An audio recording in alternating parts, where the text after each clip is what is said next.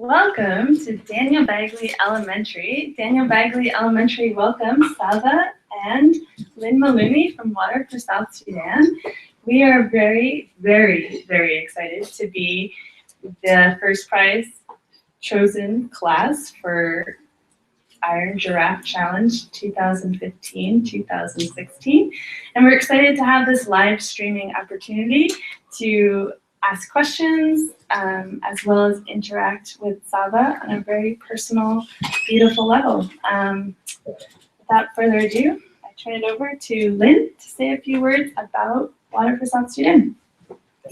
Thank you. Hello, Daniel Bagley, and hi everyone else who's watching. First of all, I just wanted to congratulate you all being the first prize winner. I think we had 113 schools that completed the challenge this year, and the name we picked out of the hat is Daniel Bagley. So we're thrilled to be here today. I think most of you know about us, but Water for South Sudan was founded in 2003 by Salva. We've been drilling water wells since 2005. We've now drilled 282 wells in South Sudan, which is the newest country in the world. We also teach people hygiene education. We teach them how to keep their hands clean and their cans that they carry water clean, and how to keep their pumps clean and how germs spread. And we're also going to soon start doing sanitation, which means toilets, helping people also have toilets, which not everybody in the world has. So thanks for inviting us. Thanks for being so warm and welcoming. And we're having a wonderful time here. And I'll turn it over to Salva now.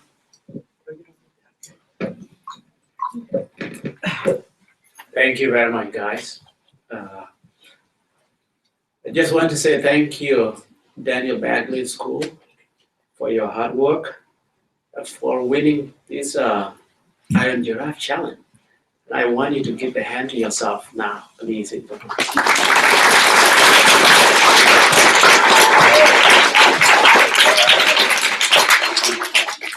That's amazing, just to see children like you doing such a heavy project, heavy work, to be able to help other people that who cannot help themselves.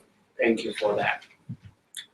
What I will do is just to tell you a little bit about my background and how the life was when I was young like you, and the culture and everything there, and how I do the well drilling there in South Sudan, before I allow you to have your question. And it's really, really a pleasure to be here today with you. This is my first time to be in Seattle, Washington, and I'm so amazed to meet with people like you. And when I grew up in South Sudan, I was just a normal child like you guys here, but the life was a little bit different. I was happy. I used to go to school and herding cows, goats when I was young. I didn't have enough water, running water in my house like what you guys have. I didn't have enough food. I didn't eat like 3 times a day like what you guys have. And I was helping in my family too, with other things as well, until the war came in, and my life was turned upside down completely. I ran with other students like you and other people, and to another country. I'm sure some of you read the Long Walk to Water, or Just Add the Water. You read about what happened in my life. The uncle that I was with him, I lost him. And my best friend, Marielle, I lost him as well. And that walking wasn't that easy. Imagine being 11 years old. It's not that easy. Anyone who is 11 years old in this room, can you raise up your hand? Okay, thank you. Imagine that. Being independent at that age is not easy, correct? You still need your parents' support to help you out. And that's the time that I become independent. The walking was not that easy. It was extremely difficult. And losing people was very painful, until I end up in a refugee camp. In that refugee camp in Ethiopia, what they do, if you are a young person and you are a boy and you don't have family with you, relative, you end up in the orphanage camp. That's what happened to me. I end up in an orphanage camp. If you are a girl and you don't have a family, you end up in a foster care with other families that were there in that camp. In that orphanage camp I was in, our number started a small group. And the war was still going on in South Sudan, and many kids were losing relatives, parents, and some don't know where their parents were. And the number kept growing and growing in that orphanage camp we were in Ethiopia. Our number grew until we become almost 17,000 boys by ourselves. We didn't have role model. We were taking care of ourselves. Imagine boys by themselves, taking care of themselves. It's not that fun. And we have to cook, we have to collect water, we have to collect firewood, we have to do everything for ourselves. And that time, that's the time I was selected to be one of the leaders. I led 1,500 boys when I was young. And in that camp, I need to make sure all these boys, they know they take care of themselves. Who is sick and who is needing this and who is needing this. But being in refugee camp is not that easy. Life in a refugee camp is being like in a jail. You don't have freedom, you don't have access to everything. No, you don't have much food. You don't have much treatment. But we manage. We stay there until we stay there in that camp for 6 years in Ethiopia. And then the war came in and we were chased away again. And we walked another 2 months to Kenya. And we ended up in another refugee camp too in Kenya. I stayed in that camp for 4 years. And I was lucky to come here to US. I was sponsored here to come to US, to the world that I never been in it. It was kind of like happiness, but it's mixed emotion too. It's kind of like sad because I didn't know that I would be coming back again to my country and see my family that I was daring for to see them all this time. And I didn't know what their life would be here in US. Would I be able to fit in? Would I be able to learn English? Would I be able to take care of myself? It was scary. But the first flight with the plane was just a little shaky there too, thinking that I don't know what would happen with me. Anyway, when I came to US, it was a culture shock. I came in February in snow time in Rochester. When I arrived to Rochester, it was very cold for me. Our weather there is very hot. It was very cold for me, and I didn't know what to do with that. But I was very lucky because there were people there who sponsored me, and they were taking good care of me. They were showing me how to dress well. They were taking me to the grocery store. And imagine coming from a place that you couldn't eat 3 times a day, and now you are here in this big grocery store getting everything. It was kind of like fun and excited that I would be eating every day. I would not go hungry again. And one of my sponsors took me to the grocery store at that time. And well, before that, let me back up a little bit. The day I arrived here to US, we came at evening time, around 6 p.m. And we were taken to a restaurant to eat. And what happened, they order food and we eat. After we finish eating, they brought us another menu for dessert. And then they tell us what kind of dessert you guys like. And we look at each other and say, gee, these Americans, they keep eating and they never get full. And because we don't have dessert over there. We just eat one meal and that's it. We don't have extra dessert. Those are kind of a culture shock. And when I meet with people, sometimes it's kind of like I could recognize faces. If I see you today, tomorrow I will not recognize your face again. And my sponsor, they took me to the grocery store to buy food. And she said, Salva, this is junk food, don't buy it. And I said, what are you talking about? Why they keep it here? If it is junk food, I need it. Because over there, we don't have something called junk food. Whatever you can get, that's what you can get. And what I did, in order to fit in this culture, I need to make sure I'm going to school, I'm learning culture, and finding a job to take care of myself. If I don't do that, I wouldn't be able to go back and help my people. I was growing up person, I couldn't go to elementary school or high school like what you guys have. What I did, I took English as a second language. It's called ESL. And from there, I went to community college. And from there, I didn't know where my parents were for almost 19 years. They didn't know where I was, and I didn't know where they were. And I get the news, good news and bad news as well, from my cousin in Zimbabwe saying that your father, I find your father and your father is very sick. And I said, okay, I should go and see my father before he passed away. You know the love we have as a family. People helped me in Rochester to go and see my father. When I went there and see him, I find out that he was sick because of waterborne diseases. He was drinking bad water. And if he continue drinking bad water, then he will get sick again and might die. Anyway, what I did, I came back and I said I need to do something to help my father and other people who are in need. I was just thinking back, drill only one well for my village, for my father. And the thing got exploded.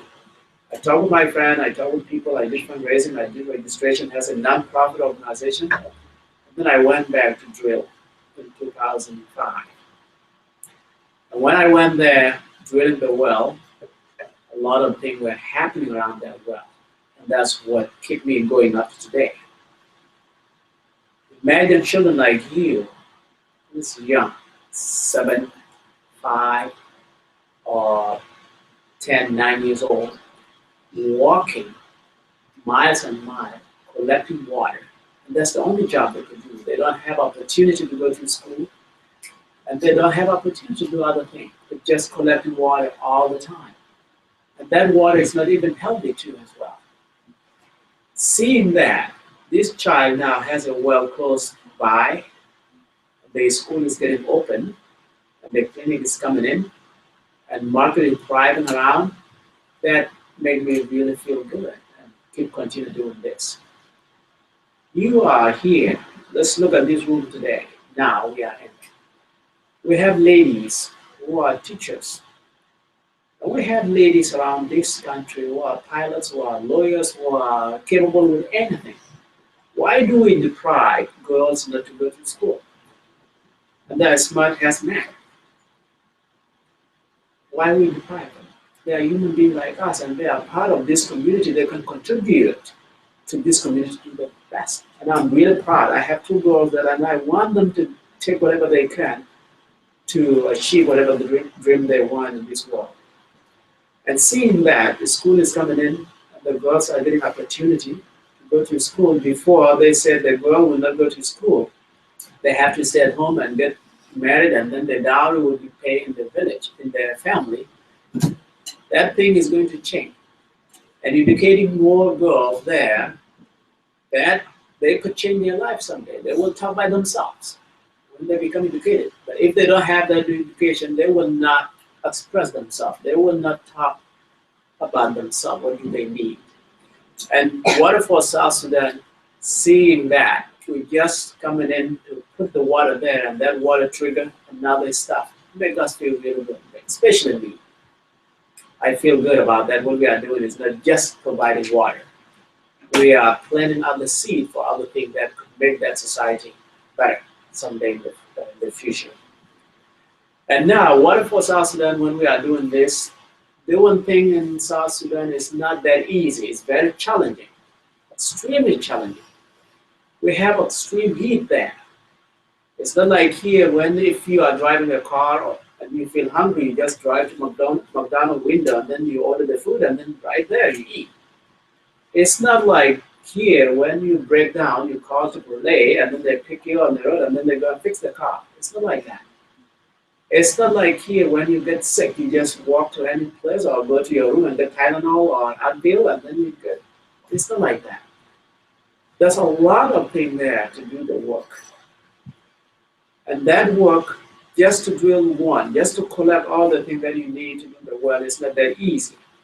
I have to purchase everything in another country and then drive for almost 2 weeks, miles and miles, to make sure I get to that village that I will change life.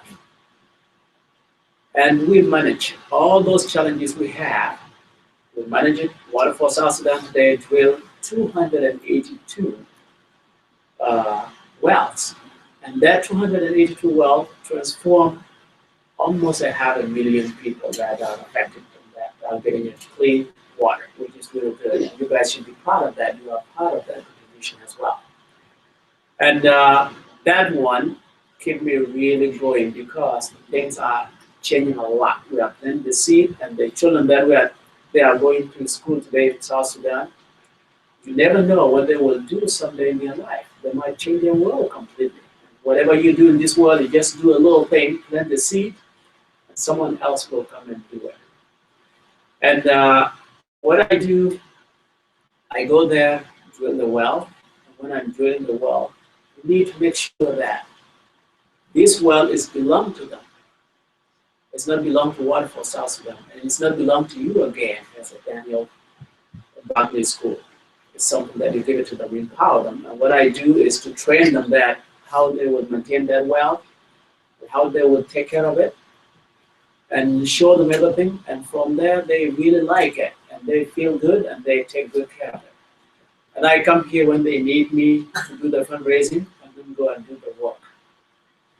That's what I've been doing. In South Sudan, there we have a lot of challenges that really facing us so much. Those challenges are, we have a tribal issues there. And Water for South Sudan is really helping in that conflict they have with tribal thing. And that's what I've been doing. We are just building peace, building infrastructure, and making life better to everyone. And that's what I do. And I just want to say thank you very much for all the support you guys have been giving to the people of South Sudan. That shows that you are responsible. You are not taking this life for granted. Look at you, and you should feel proud. Look what you are doing to another people in far, far away. That means our world is becoming one village today. And soon, we will grow into it, and you will be the one to take care of this world. And thank you for all your hard work and your initiative that you showed. Thank you very much.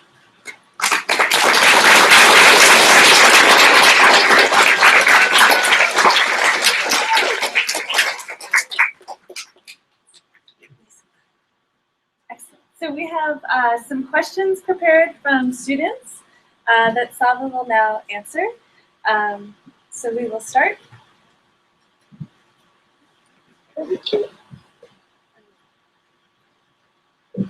Who did you look up to when you were a child, and who do you look up to now?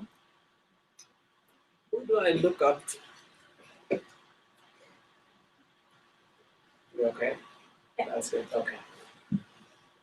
Who did I look up to when I was a child, and who do I look up to now?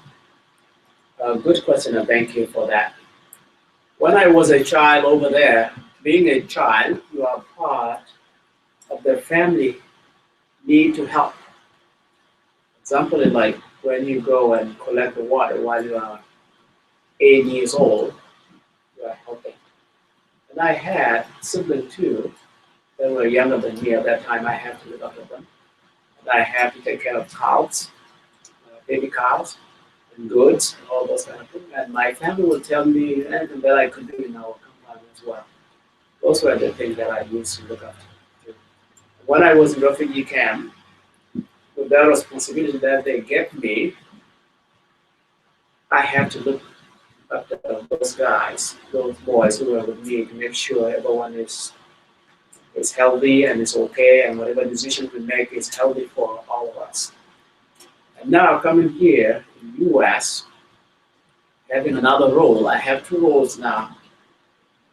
Water for South Sudan, to make sure I'm providing clean water to these people who need it. Also, I have a family. As I said before, I have 3 kids, and I look after them to make sure they will have opportunity in this world to make sure they will go to school and they are healthy. That's what I'm looking up to. Thank you.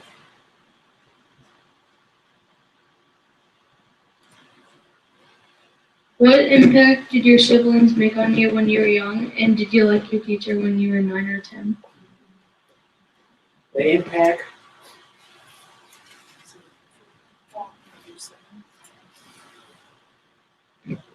What impact did your siblings make on you when you were young, and did you like your teacher when you were 9 or 10? Okay, good.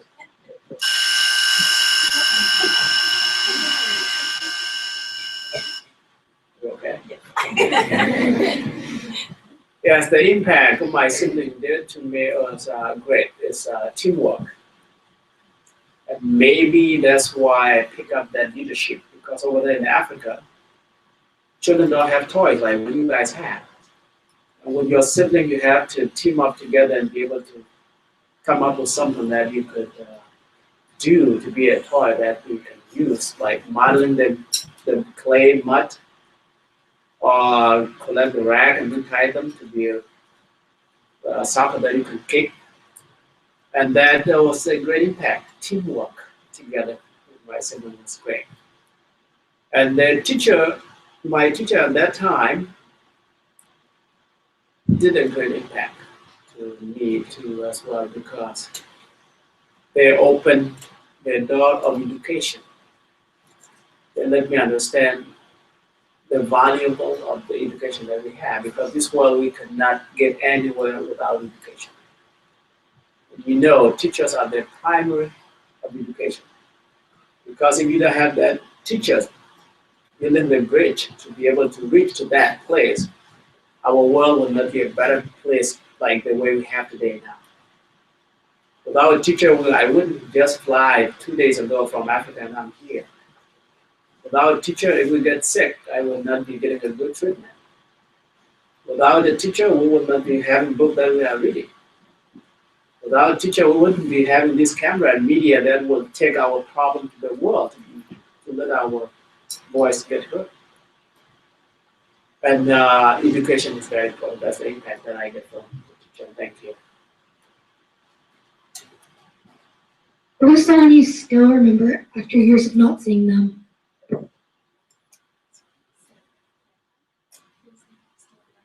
Who was someone you still remember after years of not seeing them?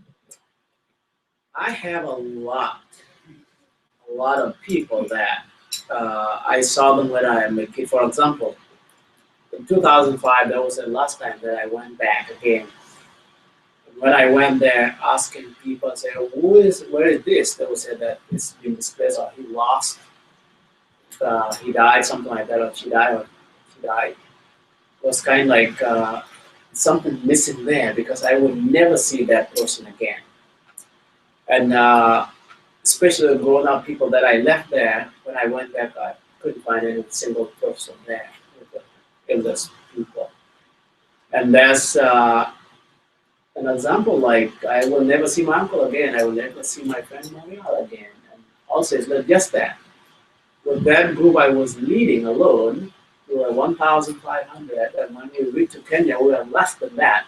All those guys, I will never see them again. And I miss a lot of people and still want to see some of the people when I was young, but I couldn't find them because some moved somewhere lost their life and all this kind of thing. Thank you.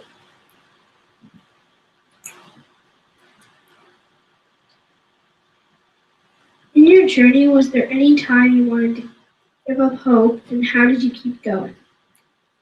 Yes, in my journey, there was a time that I feel desperate and miserable. Example, like walking from South Sudan to Ethiopia, I was using a tire shoes that fell down, and I was walking in the desert. And one time I hit a lock. I lost one of my nail toes there, and I was miserable as I couldn't walk properly because I was in a lot of pain.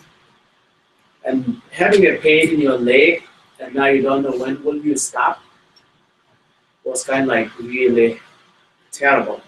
What I do, I start crying sometimes, and my uncle would tell me, "Hey, you see that tree there? That's where we're going to sit and rest." And I would give up.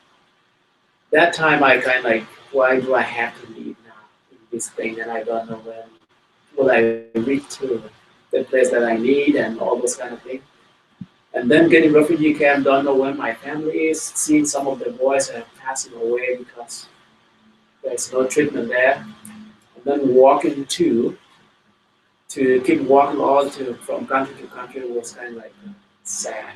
And, yeah, there was time that I really feel like I was hopeless. Thank you. How did you feel when the woman had to go and you were left alone in the barn? God bless her. She was. I felt good. And that one, I would say, most of my life, in all what I have, women were the one first to see to feel the compassion, the pity about me wherever I go. And seeing this old woman that I've been abandoned by the guys that I was with them, and now step in taking good care of me, I felt good. Too bad that I couldn't go back and find whether she's still alive, but I don't think that she's still alive now. To go and see her and give her thank you. And I really feel good that she took care of me. Like when I was about to leave, she gave me some stuff. She gave me a board and she gave me peanuts and to eat along the way because she knew that I was vulnerable and if she's around there, she kick in to do whatever she can. And I feel good about that. Thank you for reminding me.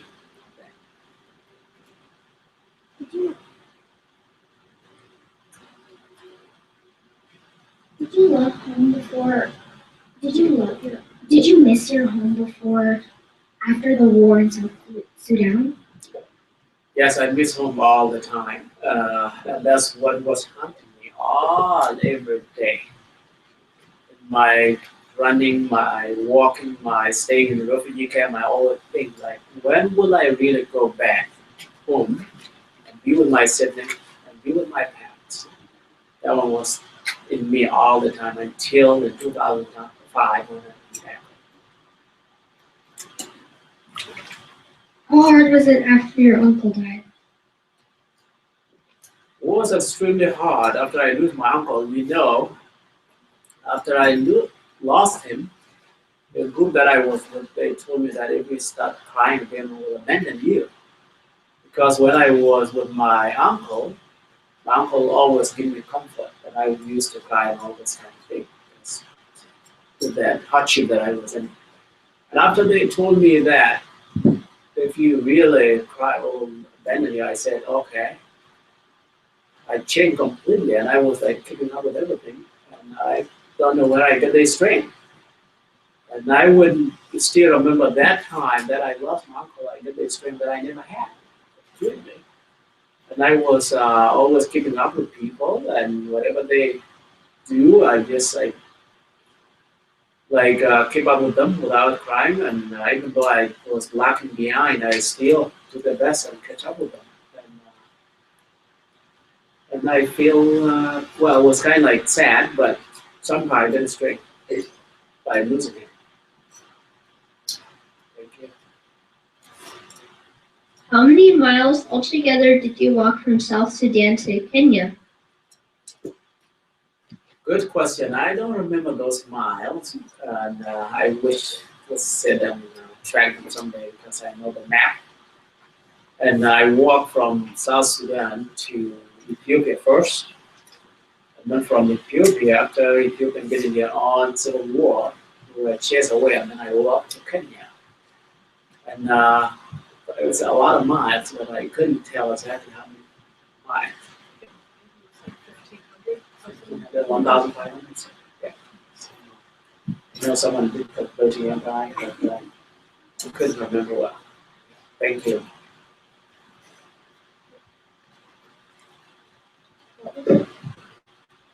What was it like walking in so much heat, and did you see any animals?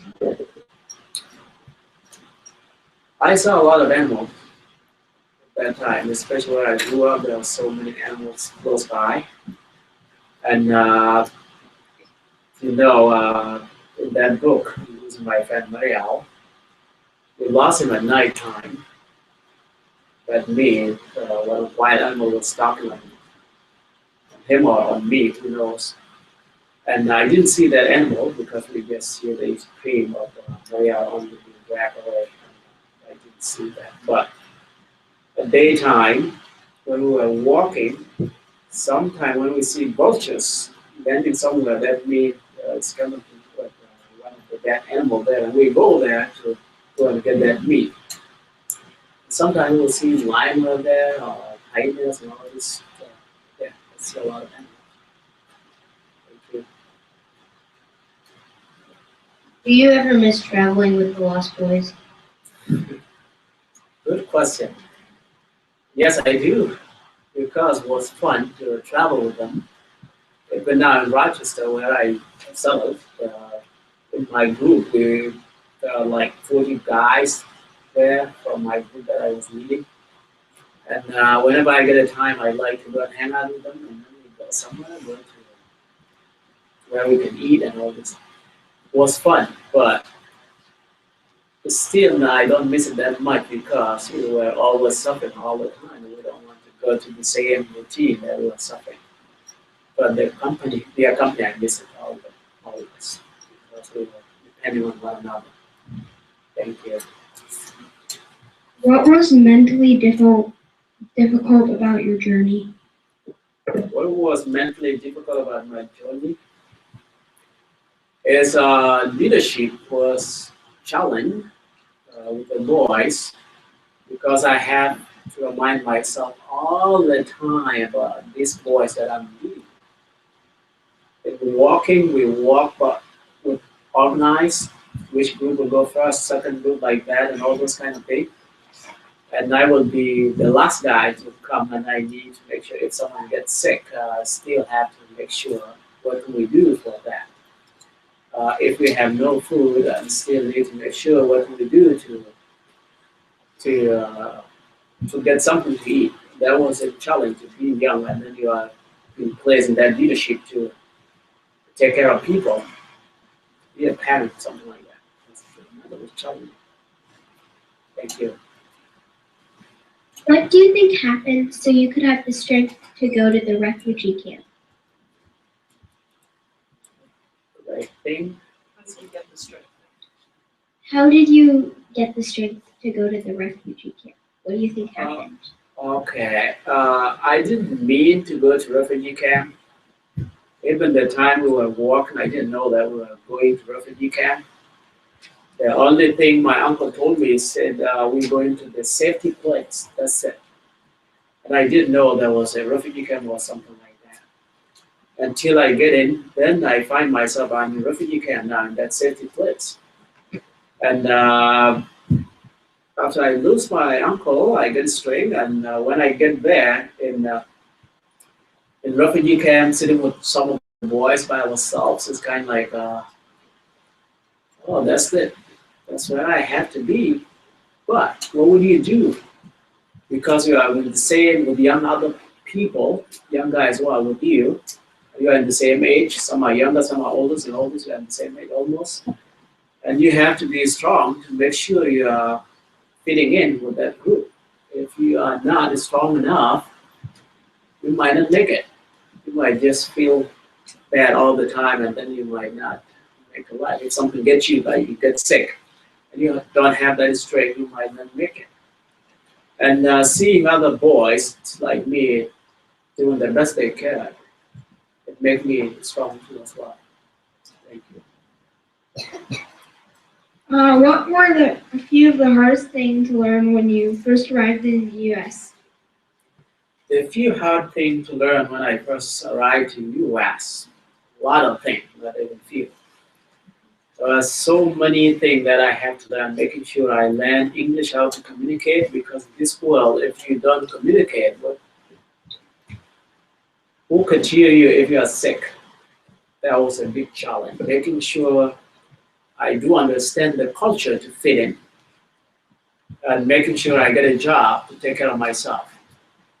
And everything was difficult, nothing was easy because I remember sometime when I'm meeting with my friends and all these American people, they talk fast.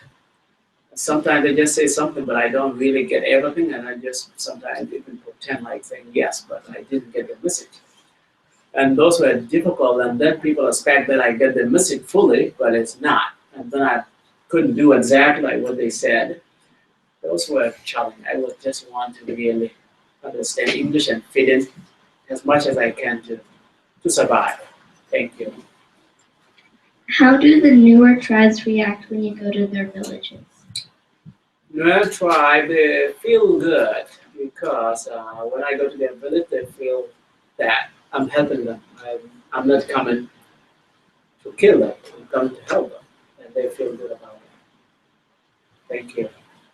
What was it like going from someone who went on this journey to being a well-known celebrity? Was it hard for you? Did you want to be famous? I don't want to be famous. I just want to be Salva myself.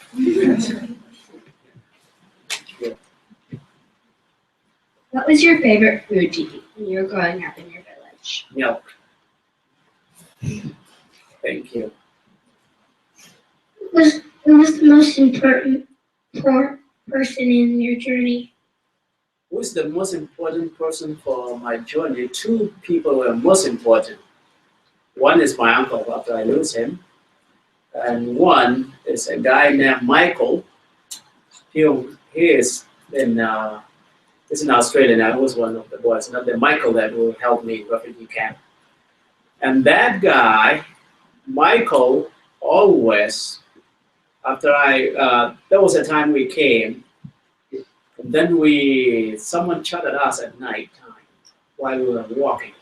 And then I ran to the pony, and then I hurt my leg here, and I was really miserable too. And Michael took my belonging. He walked a little bit closer to me. When he saw me sitting there resting, he always wait for me to make sure I'm catching up with the group. Michael, I will never forget about what we did in our journey. We're still communicating. And also Michael too, I helped him one time because he was having, I think, chicken pox. The one that drank, yes. And he lost one of his eyes. And I was helping him a lot too to make sure he's not losing the other eyes as well. And after I get in problem, he was taking care of me too. And anytime he reached and he got something, he would make sure I am the one. I'm getting something too. And I remember Michael.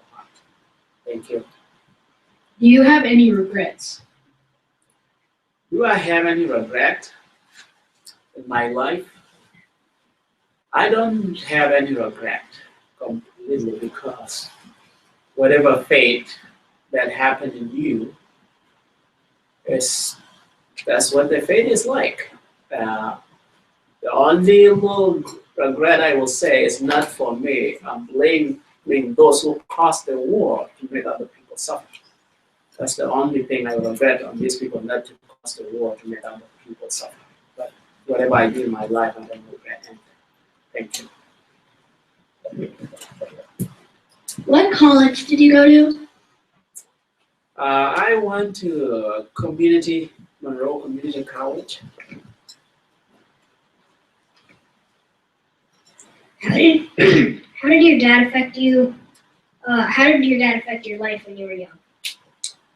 My dad was a good dad. He was really, really a good father.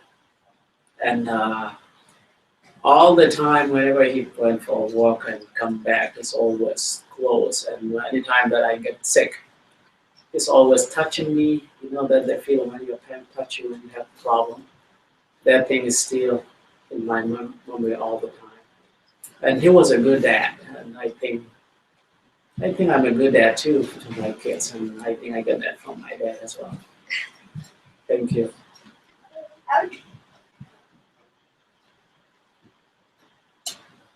How different was the change moving from Africa to America, in your opinion? Sorry, say that again.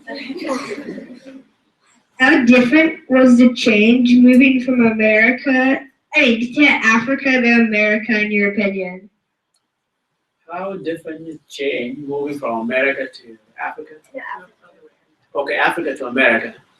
Is moving from Africa to America changed a lot in my life. That's why I've been able now to go back and help my people there. If I didn't come to America, I wouldn't have that opportunity going to school and be able to be water for South Sudan. If I was there in Africa and my dad gets sick, I wouldn't do anything.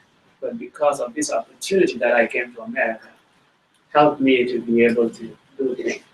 Thank you. When's your birthday? What's my birthday? Yeah. My birthday.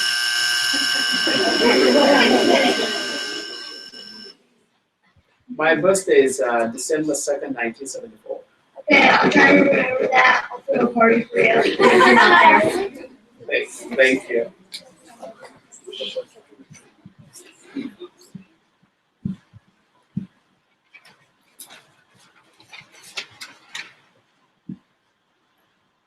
Did you use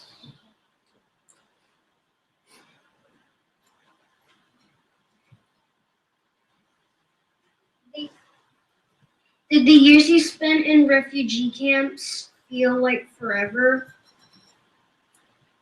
I spend refugee camp. Did it feel longer than it? Oh yeah, of course. As a refugee camp is not a good place to be, even though you are safe, no war there, it's still not a good place to be because it's kind of like sitting in the jail or sitting in the pants that you will never get out. You couldn't travel anywhere you like to go, and it felt to me it was so long. When can I get out to be able to go home and meet with my family, meet with my sibling, and have freedom to do whatever I wanted to? Yes, it did feel long. Thank you. Thank you. Go ahead. Did you know Naya as a person? Good question. Here's the one thing I want to tell you guys. Naya is fiction, and sorry to tell you that. And in that book, part of Naya is kind of like fiction, but is resembling another girls that I've been helping with doing well in the village.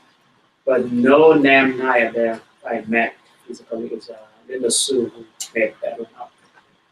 And that part is fiction, but in my life, yes, it's true, the story about my life. And thank you.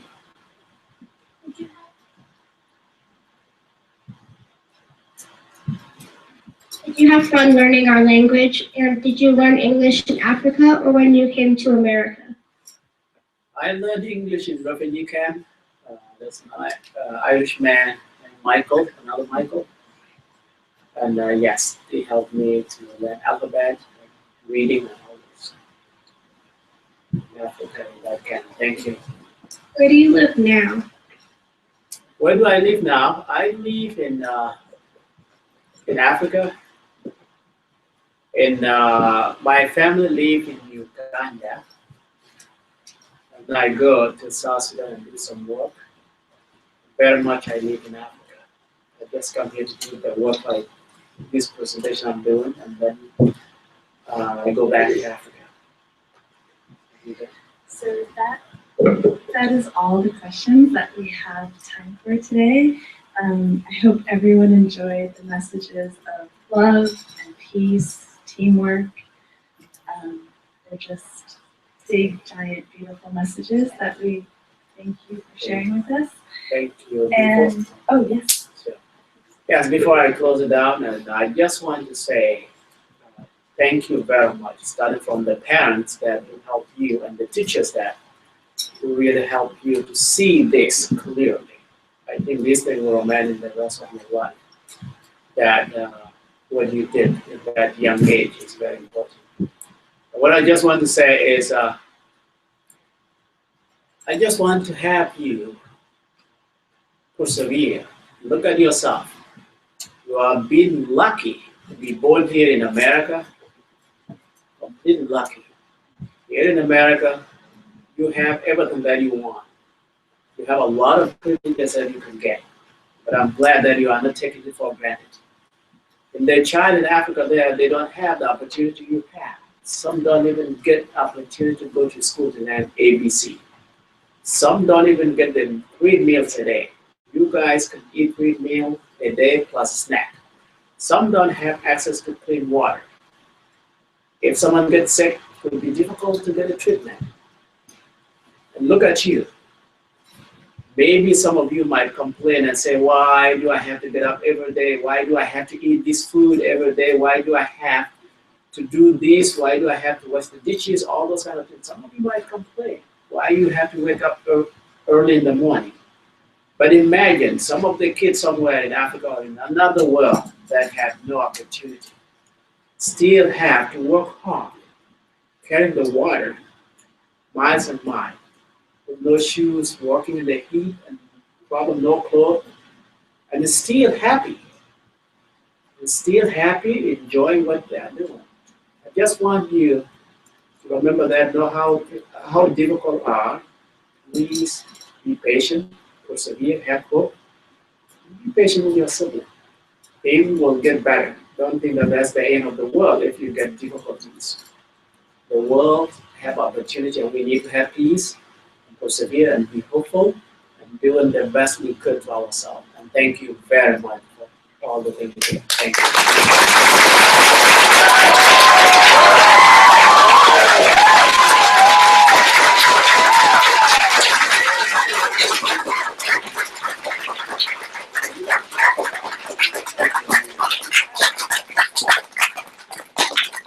So if someone could hand me a photo device, I'd love to take a picture from this perspective